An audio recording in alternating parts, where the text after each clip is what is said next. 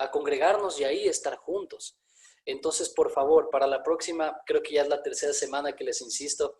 Entonces, ahí es donde me habla mucho esto de, si se les pide que activen una cámara y no lo hacen, imagínense cuando se les pida que no pequen, o que hagan algo bueno, o que ayuden a su hermano, o que tenga que ver con algo que requiera más incomodidad de su parte. Y eso asusta un poco a veces, ¿ok? Entonces, vamos a orar para comenzar, ¿sí?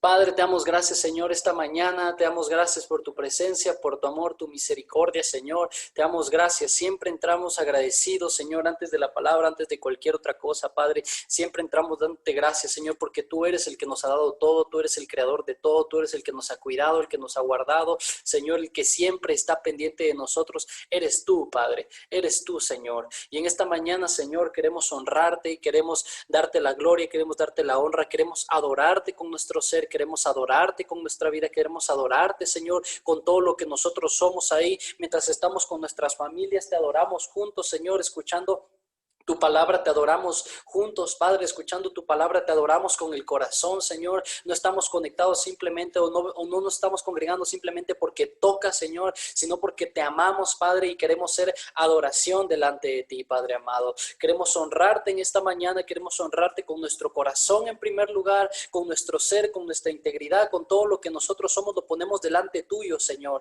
Te pedimos, Padre, háblanos, habla a nuestra vida, habla a nuestro ser, habla a nuestras familias, habla a nuestra situación, habla a nuestras circunstancias, Señor. El día de hoy yo te pido, transforma nuestras vidas a través de tu palabra, transforma nuestras vidas, Señor, a través, Señor, de la impartición de tu palabra, de la impartición de tu Santo Espíritu, que tu Santo Espíritu es lo más importante en este lugar, Padre amado. Tu Santo Espíritu transformándonos y cambiándonos es lo más importante para nosotros en este día, es lo más importante para nosotros en esta mañana, Señor. No hay nada más importante que tu Santo Espíritu, Señor, en nuestras vidas. Te amamos, te bendecimos, te glorificamos, Señor. Te damos la bienvenida a este lugar, Padre, y te pedimos ser real en nuestras vidas el día de hoy, Padre amado. Y nosotros venimos, Señor, humildes y humillados, Padre, porque tenemos hambre y sed de ti, Señor. Tenemos hambre y sed de que nos enseñes, tenemos hambre y sed de cambiar, tenemos hambre y sed de aprender, tenemos hambre y sed por tu presencia, Padre amado. En el nombre de Jesús, Señor, amén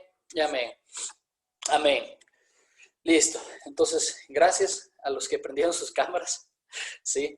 Los demás, en serio, creo que les pido, por favor, organícense un poco más para que sí, para que vayan implementando esto. Porque tenemos que ir cambiando, tenemos que irnos, no iría ajustándonos, pero sí tenemos que ir aprendiendo. Entonces, si ya por esta tercera semana igual no se arregló y sigue en pijama, entonces yo le vuelvo a decir, eso está mal, por favor, no está bien. Sí, esa es una manera muy perezosa, muy vaga de hacer las cosas y no está bien. Entonces, organícese bien para la siguiente semana, ya pueda estar en la cámara con nosotros, ¿sí? Y vamos a comenzar el día de hoy.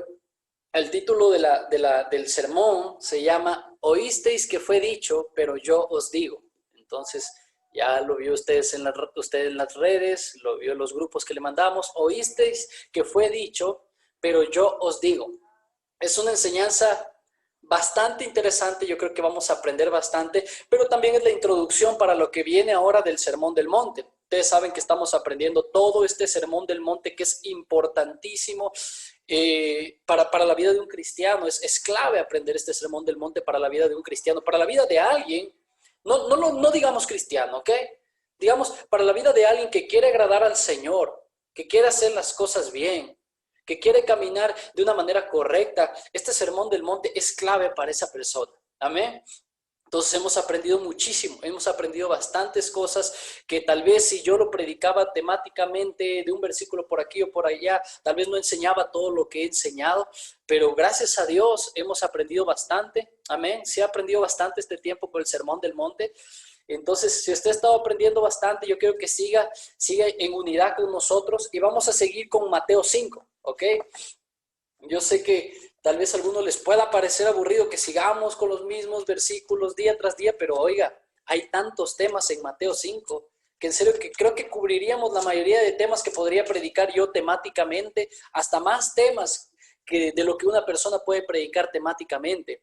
Lo vamos a abarcar leyendo versículo por versículo. Entonces, acabamos la semana pasada del 17 al 20, cuando Jesús dijo, no penséis que he venido para abrogar la ley, y también todo esto de manera que cualquiera que quebrante uno de estos mandamientos muy pequeños, y así los enseña a los hombres muy pequeños, será llamado en el reino de los cielos. Entonces, en el versículo 20, la semana pasada, decía, porque yo os digo que si vuestra justicia, perdóneme, no fuere mayor que la de los escribas y fariseos, no entraréis al reino de los cielos, ¿ok? Entonces, mire, la justicia de los fariseos, yo quiero que usted entienda esto, la justicia de los fariseos no era suficiente para entrar al reino de los cielos. Escúcheme, ¿por qué? Porque la salvación no es por esfuerzo humano, ¿ok? No es por esfuerzo humano. Perdónenme un ratito.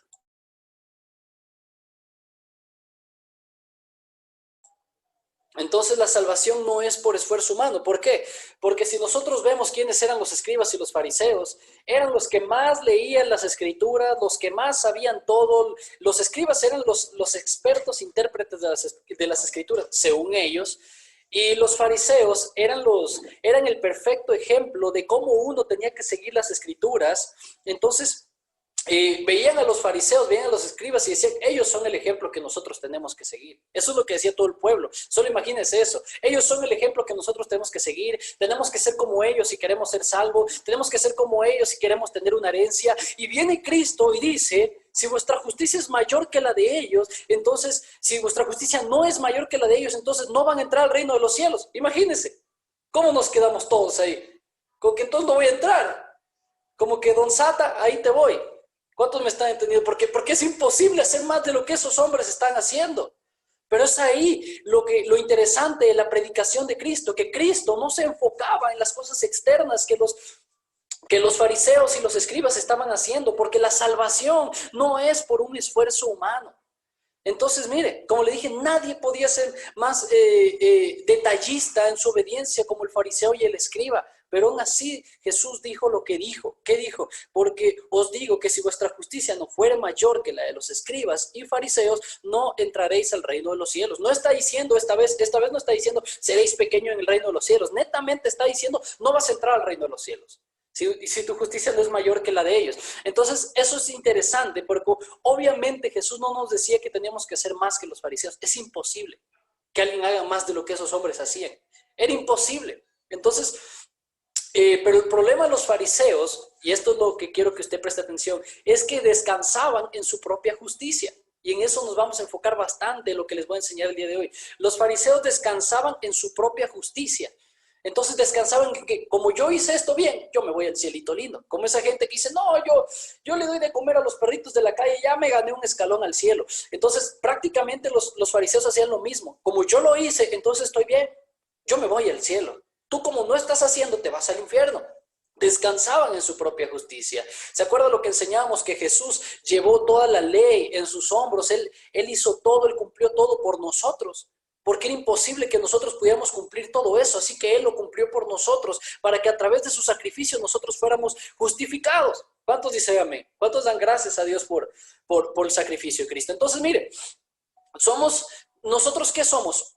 ¿Salvos por obras, por fe o por gracia? Y ahí nos vamos a ir a Efesios 2, del 8 al 9. ¿Qué dice? Porque por gracia sois salvos por medio de la fe. Y esto no de vosotros, pues es don de Dios. No por obras para que nadie se gloríe. Entonces vamos desde atrás para adelante, ¿ok? Dice, no por obras para que nadie se gloríe. Entonces, porque la gloria solo es para Él. Tú puedes hacer lo que sea. Escucha, mi iglesia, puedes hacer lo que sea o dejar de hacer lo que sea, que eso no te garantiza la salvación. Entonces, ¿cómo soy salvo? ¿Qué dice? Por la fe. Escúcheme, ¿qué dice? Por medio de la fe. Y esto no de vosotros, pues es don de Dios. Es más, es por medio de la fe que es dada por Dios. Si se da cuenta, yo quiero que vea una cosa. Aquí vamos a hablar 100% Dios, 0% hombres. Cuando se habla de la salvación es 100% Dios, 0% hombre. Entonces, mire, la fe es la que me moviliza. Por ejemplo, yo digo esto. Cuando yo era novio con mi esposa, yo venía desde Calderón hasta el Valle de los Chillos, yo venía para acá en bus y me mandaba 2 horas. Entonces, pero ¿por medio de qué yo me movía? ¿Del bus? No. Por el amor que yo tenía por ella, es que yo me movía para acá. ¿Me entiende? Entonces, la fe es lo que nos lleva al Padre. Y la fe no tiene nada que ver con nosotros, porque no es creer en nosotros mismos, no es creer para adentro, es creer en algo exterior, es creer, es poner nuestra fe en Dios. Por eso yo no estoy de acuerdo cuando le dicen al cristiano, oye, pon tu fe en eso. No, es que tú no pones tu fe en eso, tú no pones tu fe en ese negocio, empresario, escúchame. Tú pones tu fe en Dios, de que Dios es el que va a proveer para tu negocio. Nuestra fe siempre está destinada a Dios. Amén. Entonces, y por último y la más importante, es por gracia. Entonces, ¿la fe es por obras? No, ¿verdad? La salvación es por obras, no. La salvación es por fe, no. La fe simplemente es lo que te mueve hacia la gracia. La fe es por gracia. Es decir, es un regalo, la salvación es por gracia. Es un regalo o favor inmerecido, dado de Dios hacia nosotros. No nos merecíamos, pero por su gracia, Él nos dio salvación. ¿Cuántos dicen amén? Eso es tremendo, eso es glorioso, eso es hermoso. Entonces, no tiene nada que ver el hombre. 1, porque no es en nuestras fuerzas. 2, porque no es fe en nosotros, sino en Dios. Y 3, porque es por su gracia y su misericordia. Y ahí donde está, anote bien grande, 0% hombre, 100% Dios. El que yo sea salvo es 0% hombre, es 100% Dios. Y de eso tenemos que estar nosotros agradecidos.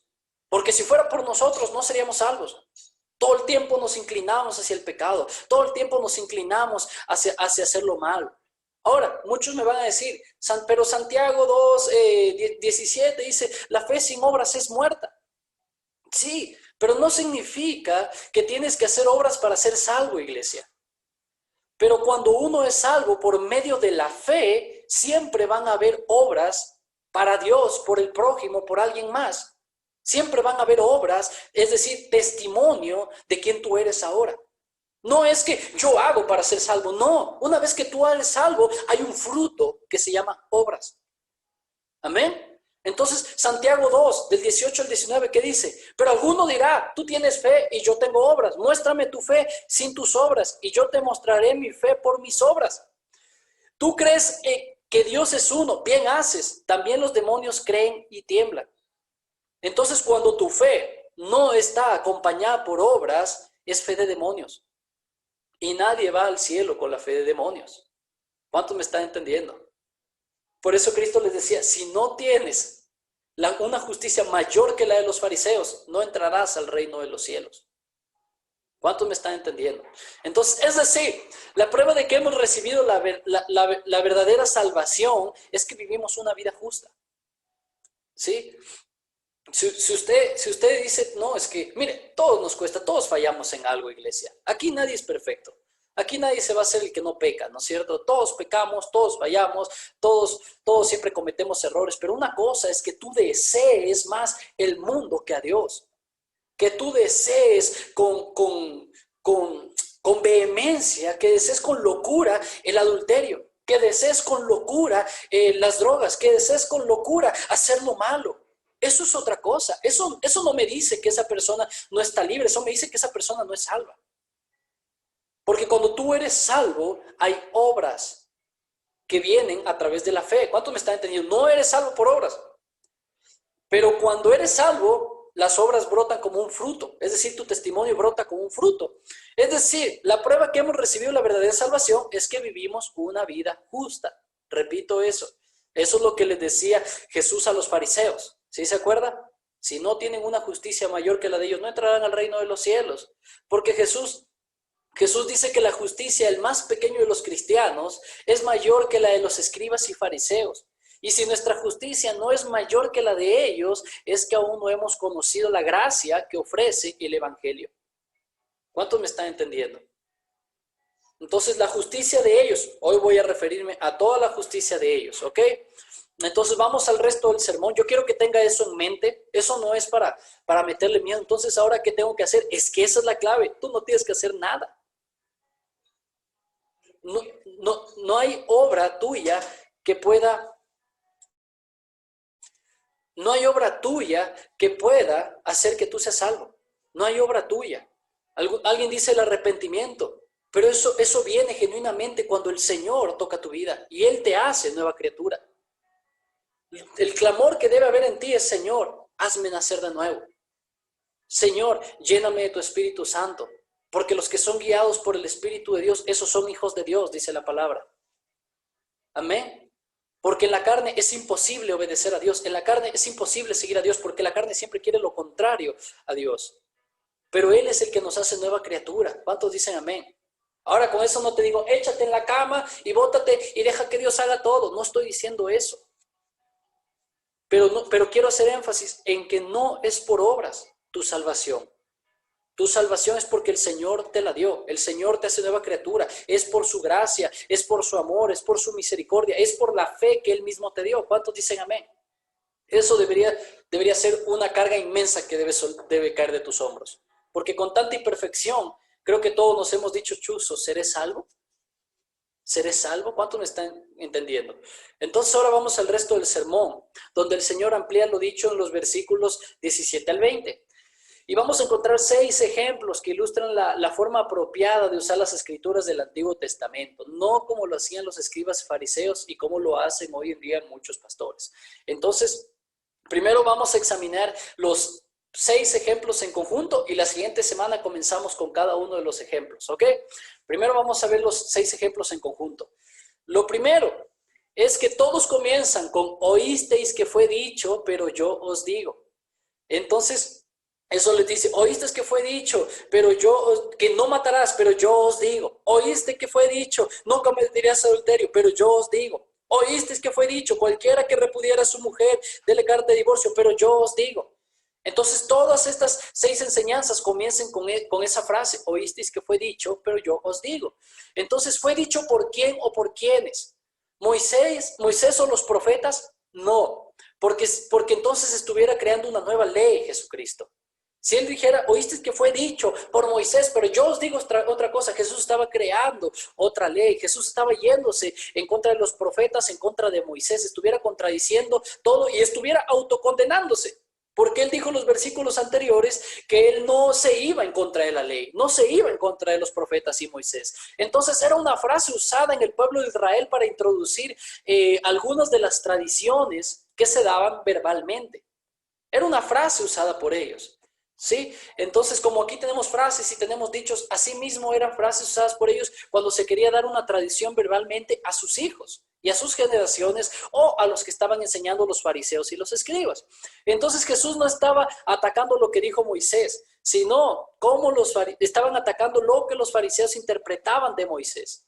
¿Cuántos me están entendiendo? Entonces Él no atacaba a Moisés, atacaba las malas interpretaciones de los fariseos sobre Moisés. Jesús estaba enseñando el verdadero significado de la ley, porque Jesús estaba en acuerdo con Moisés, pero no con los fariseos, ¿ok? Entonces, el segundo punto que vemos de acá es que en estas 6 ilustraciones Jesús estaba liberando la ley de Moisés de las interpretaciones rabínicas que pervertían, oscurecían o manipulaban la verdad de la ley.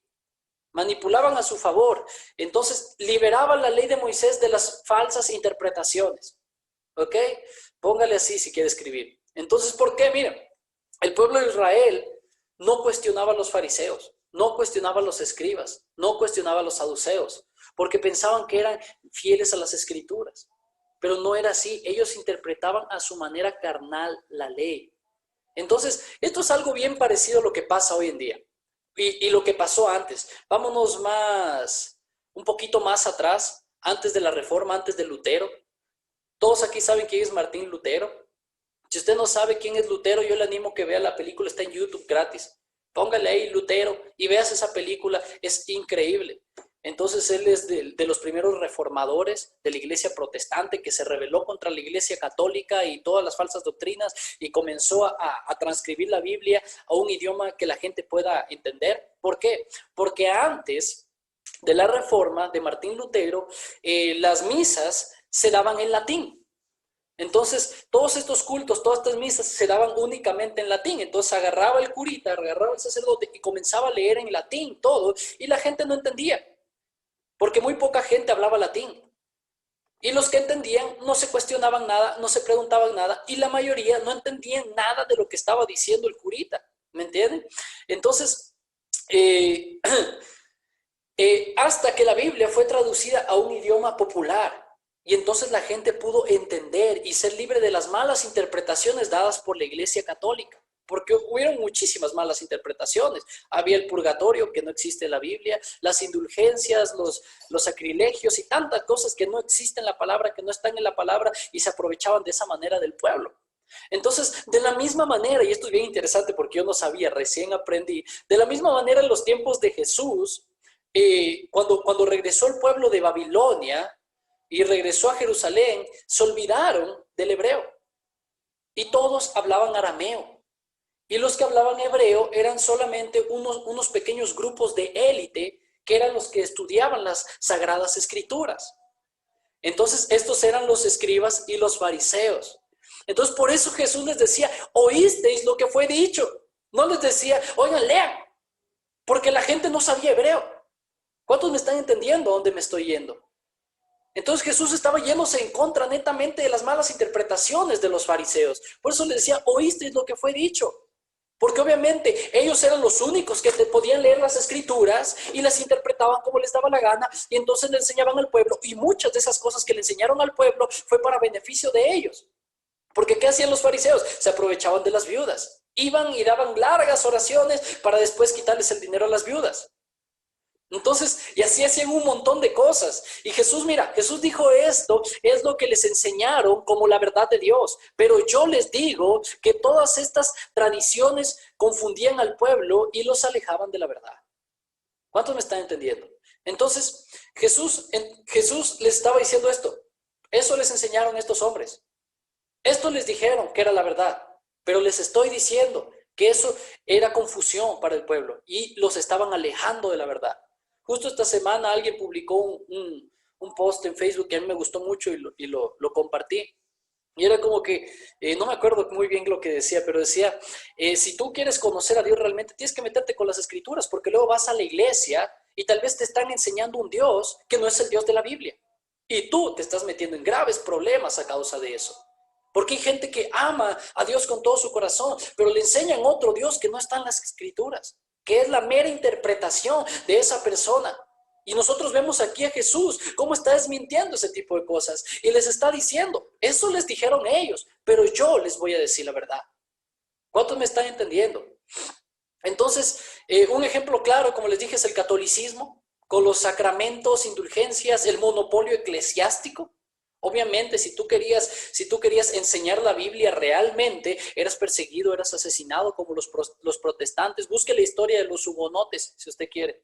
Creo que fueron alrededor de 30,000 hugonotes que mataron en una sola noche, que eran protestantes que realmente creían en el Evangelio. ¿Por qué? No les convenía que el pueblo tenga la palabra de Dios. Por eso no me acuerdo si era el Papa León, los Papa León eran los peores de todos. Entonces uno de estos aprobó una ley que decía, es ilegal que una persona que no sea un sacerdote tenga una Biblia. Y por eso dejaron la Biblia únicamente en latín. Porque era ilegal, incluso llegaba a la cárcel o a la muerte de esa persona si esa persona leía la Biblia. Entonces no les convenía que la gente tenga la Biblia. Un ejemplo en la actualidad, tenemos muchísimos de esos ejemplos en la actualidad. Les enseñan a la gente, esto es tenaz, le enseñan a la gente a dar dinero, pero no le enseñan la palabra. Simplemente hay un hombre con un terno bien lindo en un altar diciéndote, tienes que dar, porque si das, Dios te va a dar 10 veces más. Y en la palabra no dice eso. ¿Por qué no enseñan el tienes que dar con generosidad? Y si no das, no te condenes. Pero si das, es con generosidad, y obviamente Dios también es generoso, tiene que ver con tu corazón. No, lo pone como una obligación, le estás robando a Dios si no das los diezmos. Yo he enseñado sobre los diezmos y la ofrenda, y lo voy a volver a enseñar en algún momento. Y de repente cogen, como supuestamente saben más la palabra, agarran Malaquías 3:10, le estás robando a Dios. Malaquías 3:10 no dice eso. ¿Cuántos me están entendiendo? Pero toman partes para enseñarte que tienes que dar dinero, pero no te enseñan la palabra. Porque una vez que tú sepas la palabra, vas a ser libre de las falsas interpretaciones. Qué interesante. Le enseñan a la gente a hacer milagros, qué ridículo. Le enseñan yo no veo una sola clase de milagros 1, milagros 2, milagros 3 en la Biblia. Le enseñan a la gente a hacer milagros y no le enseñan la palabra. Esto es lo más penoso. Les enseñan a profetizar y no les enseñan la Biblia. Cuando realmente el apóstol Pablo, cuando enseña a los corintios, les hace énfasis que la profecía está ligada a la palabra de Dios. La profecía tiene que ver con la predicación. Sí, una que otra vez Dios te va a dar algo, una predicción o qué sé yo, puede pasar. Yo no voy a limitar a Dios.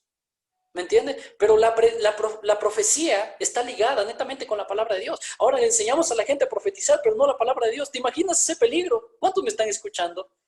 Entonces, todo esto pasa, iglesia. Todo esto está pasando hoy en día también. Y la gente se defiende diciendo esto. Es que el pastor dijo esto. Es que mujer, tienes que someterte porque el pastor dijo esto. El pastor dijo que te tienes que someter. Hombre, vaya y lea bien la Biblia.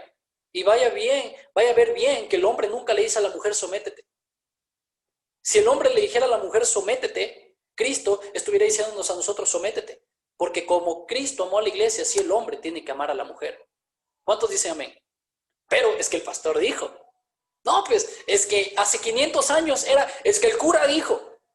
Y lo que el cura decía es toda la interpretación. Vámonos más atrás. Hace 2000 años decían, es que el fariseo dijo. Es que el escriba dijo. Y eso es lo que Jesús les dijo. Ustedes se enseñan a deshonrar a sus padres. Porque van y le dicen, no, esa es ofrenda para el Señor, con el dinero que deberías estarle dando a tus padres. ¿Cuántos me están entendiendo? Es que el fariseo dijo. Y cuando vayas delante del Señor, aunque digas, es que el pastor dijo, eso no te va a salvar de nada, mi hermano. ¿Cuántos me están entendiendo? Entonces, gracias a Dios, hoy en día podemos leer su bendita palabra. ¿Cuántos dicen amén? Pero aún así, seguimos en peligro. Porque la iglesia de Cristo, de nuestra generación, con todo y Biblia, en el millón de versiones que hay, si usted agarra la aplicación gratis que tiene para el celular, que todos tienen, hasta los niños de 10 años hoy en día tienen celular. No le dará a su niño de 10 años celular, por si acaso. Pero hoy en día todos tienen un celular, ¿sí? Todos aquí tienen un celular. Amén, gloria a Dios. Bendito sea el Señor. ¿Sabe que aquí, si usted pone Biblia en la tienda que usted tenga, le van a salir unas 20 aplicaciones de la Biblia? Usted agarra cualquiera de esas 20 aplicaciones de la Biblia y en esas 20 aplicaciones de la Biblia, en el mismo idioma español, hay más de 20 versiones. Hoy en día tenemos todo eso. Tenemos con Biblia y todo, hacemos cosas hacemos cosas que no están basadas en las Escrituras. Solo se hace porque así se ha venido haciendo desde hace años, ¿no? No, es que así se ha venido haciendo todo el tiempo. Y volvemos a las tradiciones. ¿Cuántos me están entendiendo? Escúcheme una cosa, usted ya no se preocupa por las tradiciones católicas. Eso ya vino de antes. Nosotros tenemos que enseñarles a los católicos. Pero ahora en la iglesia cristiana también se están estableciendo tradiciones. Es que así se ha venido haciendo en las iglesias de hace años. No, es que el pastor, ¿cómo se llama este hombre que es tremendo hombre de Dios? Pero Bill Graham hacía así. Él hacía el llamado al altar, así que hay que hacer llamado al altar. En la Biblia en ningún lado dice que hay que hacer llamado al altar. Y créanos que hemos estado estudiando bastante eso. Entonces, no, pero es que él hacía, pero es que esa es tradición. Eso no es algo que está escrito en la palabra. ¿Cuántos me están entendiendo? Entonces, hay tantas tradiciones. Algunas no son malas, pero no son bíblicas. Y cuando no se hacen, la gente se ofende. ¿Cuántos me están entendiendo? Es que ese es el problema. Hay otras que sí son muy malas, que sí son muy dañinas, que han estado estableciéndose en la iglesia. Hay otras como esta. El llamado al altar, ok, no hace daño a nadie, pero tampoco ayuda en nada. Y si no se hace o se hace, no marca la diferencia. Entonces, otra cosa, otra tradición que se ha venido manejando es la mujer no puede usar pantalón en la iglesia. ¿Sí se da cuenta de esa ridiculez? Es que dice la palabra que la mujer no vestirá como el hombre. Y por eso yo le enseñaba la semana pasada, ¿se acuerda? Qué importante entender cuándo fue escrita la Biblia, en qué libro fue escrita la Biblia, por quién fue escrita la Biblia. Y por eso la mujer no puede usar pantalón. ¿Sí sabe que cuando fue escrito ese versículo los hombres tampoco usaban pantalón? Todos usaban falda prácticamente en ese tiempo. Entonces, pero es que en esa iglesia me enseñaron así, es que el pastor me enseñó así, entonces yo también enseño a mi iglesia así. No, eso no es no es una sana interpretación de la palabra. Eso es moverse por tradiciones. Otra de esas tradiciones un poco ridículas es el declarar o decretar. Mucha gente que va a la iglesia ni siquiera entiende por qué declara y decreta, pero lo hace. No, yo declaro y yo decreto. Si entendiéramos realmente lo que significara eso, dejaríamos de hacerlo. Ahora, hay gente que sí entiende por qué lo hace y obviamente sacando versículos fuera de contexto. Entonces ahí tenemos un montón de gente declarando y decretando. Y alguien viene y me dice, no, pero es que en la iglesia de allá declaran y decretan. ¿Y? Porque esa iglesia sea grande, tengo 1.000.000 de personas, no significa que están haciendo bien. La única infalible son las escrituras. Nunca te dejes asombrar o embobar por un pastor grande que tiene un micrófono grande y que tiene 1.000.000 de seguidores en Instagram. Nunca te dejes embobar por un hombre que viene haciendo 10.000 milagros del África. ¿Sabes por qué? Porque así va a venir los falsos profetas. Y así va a venir el falso profeta de los últimos tiempos. Va a venir con señales, milagros y prodigios. Nunca te dejes embobar por ese tipo de cosas. ¿Cuántos me están entendiendo? Entonces el declarar o decretar, eso es ridículo. Eso lo enseñaré en otra ocasión. Pero para muchos que dicen, oye, pero yo sí declaraba y decretaba, ¿y qué tiene malo? Tiene mucho de malo.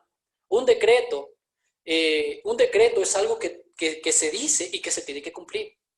¿Ok? Entonces, hemos escuchado muchos decretos. Cuando comenzó el COVID-19, mismo ahí salieron toditos los decretadores, pero salieron así toditos. Yo decreto que esta misma semana el COVID te mueres. ¿Se murió el COVID? ¿Y qué pasó con el decreto? No, pero es que Dios sabrá. Exacto, exacto. Es que es la voluntad de Dios. El decreto le quita la soberanía a Dios. Amén. Entonces, pero este tipo de cosas, ya más que doctrinas, hoy en día son tradiciones. Se levanta una nueva iglesia, una iglesia jovencita, pastores jovencitos, los vas a escuchar decretando tal vez, si no se meten con la palabra realmente. Y no porque alguien les enseñó, sino porque ya es una tradición que no está basada en las escrituras, iglesia, porque alguien más nos enseñó. Entonces, iglesia, agarre su Biblia y comience a conocer a Dios, que es quien le va a salvar, proveer y proteger en los tiempos de angustia y soledad. Amén. ¿Cuántos dicen amén a eso? Es Dios, es su palabra, sus promesas, su espíritu, no las promesas de un hombre, no las promesas de un hombre. Otra de esas cosas raras que salen hoy en día, si estás en mi iglesia vas a ser salvo. Eso no lo dice la Biblia en ningún lado. Como les decía, si das 10 vas a recibir 1.000. Si repites esto, recibes el milagro. Son las promesas de Dios, no las promesas de un hombre. Lastimosamente, muchísimos cristianos hoy en día están embobados con lo que un hombre les está diciendo. ¿Sabes por qué? Porque les prometen muchas cosas lindas. ¿Por qué las chicas, perdón que dé este ejemplo tan feo, pero los hombres por lo general saben esto, que la mujer no cae por los ojos por lo general, la mujer cae por el oído, ¿verdad? Entonces mujeres terminan casadas con el hombre incorrecto, terminan embarazadas y terminan siendo madres solteras, porque se dejaron ilusionar por las palabras de un hombre mentiroso. En lugar de escuchar a la mamá que le decía, oye, mi hija, no, a mí no me da buena espina ese hombre. Y las amigas que le decían, no, mira, yo lo vi con otra mujer, no te metas por ahí. Pero no, porque no nos gusta escuchar la verdad. Nos gusta que nos rasquen el oído. Y es lo que decía Pablo. Por ese picazón de oído que tienen, es que vienen y les meten un montón de fábulas, porque les encanta escuchar tonteras. Porque les encanta que les rasquen el oído. Les encanta que les rasquen la barbita y les digan, tú eres tremendo hijo de Dios. Les encanta. Tú vas a ser rico, vas a ser millonario, les encanta. Pero es tiempo de dejar eso, iglesia. Las malas interpretaciones están llevando a la gente fuera de su llamado y fuera de su propósito. Amén. Están llevando a la gente a vivir en iglesias de manera amargadas, oprimidos, deprimidos, en iglesias que no son de Dios. Pero como el pastor dijo, que si me salgo me muero, no me salgo. Eso está mal, iglesia. Y no lo digo solo por decir, son muchos los casos. Son muchos los casos incluso que nos siguen llegando hasta el día de hoy. De gente que nos dice, es que no sé qué hacer porque me dijeron esto. Y cuando uno les dice, pero la Biblia no dice eso, se les hace más difícil creerle a la Biblia que creerle a ese hombre. Qué preocupante, iglesia. ¿Cuántos me están entendiendo? Qué preocupante.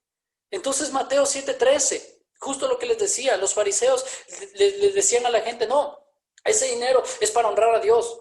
Y la gente ya no podía darle a sus padres porque tenían que cumplir la ley. Ellos eran los intérpretes de Dios. Lo que ellos decían era la palabra de Dios. Entonces ellos decían, ok, mamá, papá, ya no te puedo dar el dinero que tenía que darte a ti. Tengo que dar a la iglesia. Entonces Jesús les dice esto, invalidando la palabra de Dios con vuestra tradición que habéis transmitido y muchas cosas hacéis semejantes a estas. Mira lo que Cristo les dice, eso es tradición tuya, eso no dice la Biblia. ¿Y por qué hablas como si eso dijera la Biblia? Y es que ese es el problema con meternos en estos ministerios que predican una falsa doctrina. Hay verdades, pero también hay muchas mentiras y las muchas mentiras nos hacen daño. Ahora, todos podemos caer en malas interpretaciones. Todos podemos caer. Todos. Calvino cayó, que era uno de los mayores teólogos de todos los tiempos después de los apóstoles. Calvino cayó en malas interpretaciones y él mismo lo decía. Y de repente los arminianos decían, no, es que yo opino diferente a Calvino y esto y lo de acá, y da igual. Son cosas no fundamentales. ¿Cuántos me están entendiendo? Pero la cosa es cuando te llevan a hacer algo que está en contra de la palabra de Dios. Y eso te perjudica a ti. ¿Cuántos dicen amén? Entonces, mire, ¿por qué cree que como pastores nos esforzamos tanto en explicar con la mayor precisión posible el significado de cada versículo, iglesia? Viendo cada palabra. A veces nos ponemos a ver qué significa en griego esto y nos ponemos a ver en la Biblia Strong para ver cada número, qué significa cada palabra, apoyando mis interpretaciones en el contexto, esforzándome por apoyar mis interpretaciones en el contexto correcto de cada versículo, apoyando cada cosa dicha con la palabra de Dios. ¿Por qué creen que nos esforzamos tanto? Porque quiero que su fe y que nuestra fe no esté fundada sobre las opiniones de los hombres, sino sobre la infalible y todo suficiente palabra de Dios. ¿Cuántos dicen amén? Hay cosas que yo quisiera predicarte, pero no puedo, porque no puedo. Justo hoy escuchaba a un pastor diciendo, 7 veces lo que te robaron, 7 veces te van a devolver. ¿Cuántos han escuchado eso? Hoy le voy a reventar su burbujita del sueño. Es que lo que el diablo me robó 7 veces me va a devolver. ¿Dónde dice eso? ¿Dónde dice eso? Está ahí el sabio Salomón hablando del adulterio y diciendo, el que camina sobre brasas se va a quemar. El que se pone carbones en el pecho se va a quemar. El que se mete con la mujer de su hermano se va a meter en problemas. El ladrón que roba para comer se le entiende. Pero aún así, si es que es sorprendido, va a tener que devolver 7 veces lo que robó, aunque pierda todo. ¿Está hablando del diablo? Está hablando de la ley civil que tenían que cumplir en ese tiempo. Que si alguien lo encontraban robando tenía que devolver 7 veces. Sí, se da cuenta la ridiculez. Y ya le voy a complementar con eso más abajo. Entonces, mire, es deber de cada cristiano examinar con su Biblia lo que escucha domingo tras domingo, para que a la hora de actuar, escuche esto bien, porque a la hora de actuar su conciencia no descanse en la autoridad del pastor, sino en la autoridad de las Escrituras. Como yo le enseñaba la semana pasada, ¿se acuerdan? Como los bereanos.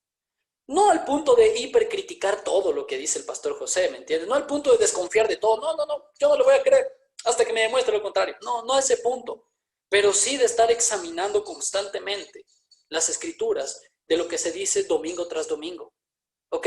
Si esta semana a usted no le gustó mi interpretación que le acabo de decir de Proverbios 6:31, de 7 veces va a devolver, vaya y léalo usted.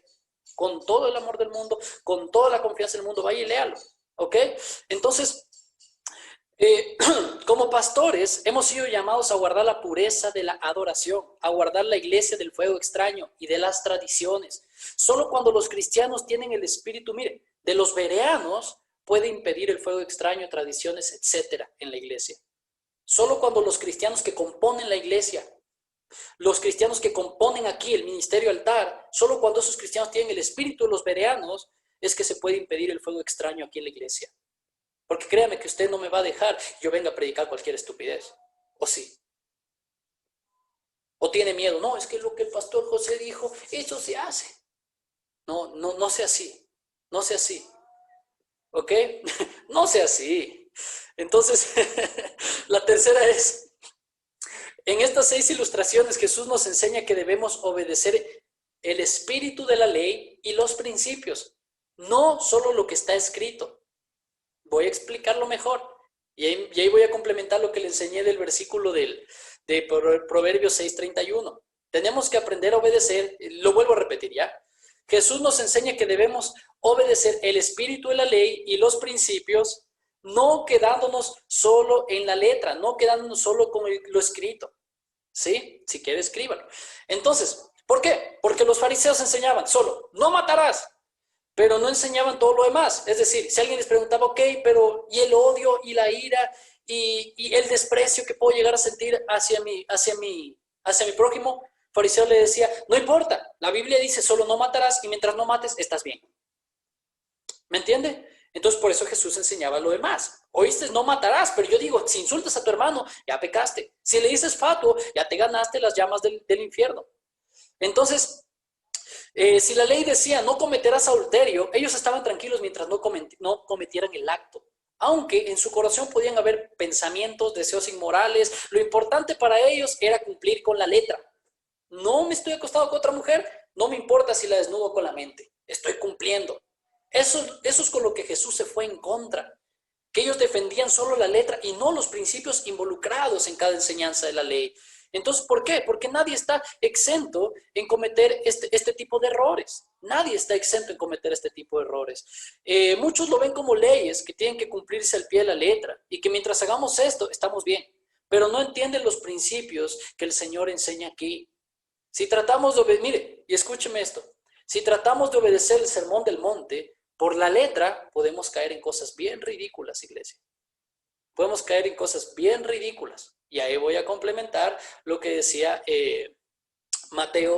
Proverbios 6:31. Cuando dice, si el ladrón es sorprendido robando, tendrá que devolver 7 veces más, aunque entregue todo lo que tenía.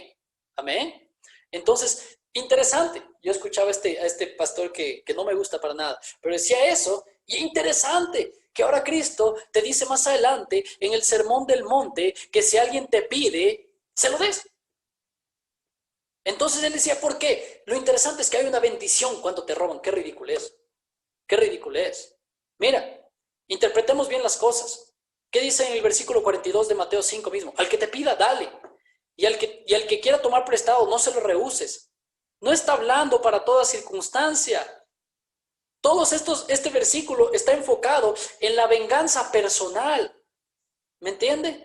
No en actos de delincuencia, no en actos delictivos, y que alguien te venga a robar y tú, claro, mi hermano, gloria a Dios, Señor, voy a recibir 7 veces más. No, ahí caíste en un acto totalmente ridículo. ¿Cuántos me están entendiendo? Porque eso no es lo que quiere decir esto, pero caemos solo en la letra. No, es que voy a cumplir la letra, voy a cumplir la letra, y de repente te dice, y al que quiera ponerte pleito y quitarte la túnica, déjale también la capa. ¿Te das cuenta? Está hablando de la venganza personal, no está hablando de actos delictivos o militares. Y cualquiera que te obliga a llevar carga por 1 milla, ve con él 2. Y tú dices, ok, mi enemigo me está llevando 1 milla, le voy a llevar 2. Y él me dice, no, pero 500 metros allá. No, porque solo 2 te puedo llevar yo. Y caímos en lo ridículo, porque nos enfocamos más en la letra que en el principio. ¿Cuál es el principio que Jesús está diciendo aquí? Que aunque sea tu enemigo, si te pide algo, hazle el favor. No te está diciendo solamente, solo 2 millas nomás le llevas, ¿no? Entonces, ¿cuántas veces tendremos que perdonar, maestro? 70 veces 7, y algunos sacan la calculadora. Ok, entonces no sé cuánto bien es eso. ¿Cuánto será eso? ¿Alguien me puede decir? 70 veces 7 para no quedar. Pongámosle un número imaginario, ¿ya? Porque ahorita no voy a sacar la calculadora. Ok, entonces 490 veces nomás puedo perdonar. Verás, Juan, ya te voy perdonando 13. Ya te quedan menos de 400, te quedan unos 473 nomás. ¿Sí se da cuenta? Entonces, nos dejamos demasiado llevar por la letra y no entendemos el principio de cada uno de estos mandamientos de la ley. ¿Cuántos me están entendiendo? Entonces, porque el Sermón del Monte no es un código de leyes a seguir. Debemos entender el principio detrás de cada palabra, frase y capítulo, o si no, vamos a caer en lo ridículo. ¿Me entendió? Entonces, es que nos gustaría tener un manual que nos diga qué hacer, ¿verdad? Nos gustaría tener un manual que nos diga qué hacer en cada una de las situaciones. Tal cual como los fariseos que solo seguían un conjunto de normas y leyes. Es que nos encantaría tener un librito que me diga qué hacer en cada situación. Y ¿sabes qué? Me encantaría tener un pastor viviendo conmigo para que me diga qué hacer en cada situación. Y eso no se puede. Por eso hay un conjunto de principios que tú tienes que aprender y que se van a acoplar para cada diferente situación. ¿Me entiende? No hay algo estricto, un código que diga, qué sé yo, y cuando se te vaya al internet, qué ridículo es, ¿no? Y cuando se te vaya al internet y no te atiendan estos sinvergüenzas, entonces tienes que ir a Claro y reclamar, por Dios. Pero hay principios que te pueden guiar para eso. ¿Me entiende? Entonces, Marcos 3, del 1 al 6, dice, otra vez entró Jesús en la sinagoga y había allí un hombre que tenía seca la mano. Y les echaban para ver si en el día de reposo le sanaría a fin de poder acusarle. Entonces dijo al hombre que tenía la mano seca, levántate y ponte en medio. Y le dijo, ¿es lícito en los días de reposo hacer bien o hacer mal? ¿Salvar una vida o quitarla? Pero ellos callaban. Y entonces mirándolos alrededor con enojo, entristecido por la dureza de sus corazones, porque preferían seguir las letras antes que el principio de amor. ¿Cuántos me están entendiendo? Porque que se muera el tipo, pero yo tengo que cumplir el día de reposo, si se dan cuenta, preferían cumplir la letra antes que en serio cumplir el principio del día de reposo. Entonces, por la dureza de sus corazones, dijo el hombre, extiende tu mano, y él extendió, y la mano fue restaurada y sana. Y los fariseos tomaron consejo con los herodianos contra él para destruirle. Lucas 14, 1, 6, volvió a sanar otro hombre en el día de reposo. No voy a leer porque ya no nos queda mucho tiempo. Entonces, mire, los fariseos solo entendían el código, pero no el principio. Y ese es el problema hoy en día. Entendemos el código, pero no entendemos el principio. Entendemos el código de ir a la iglesia y cumplir y tantas cosas, pero no entendemos el principio, que vamos para adorarle, que vamos para estar con él, que vamos para conocerlo. ¿Cuántos me están entendiendo?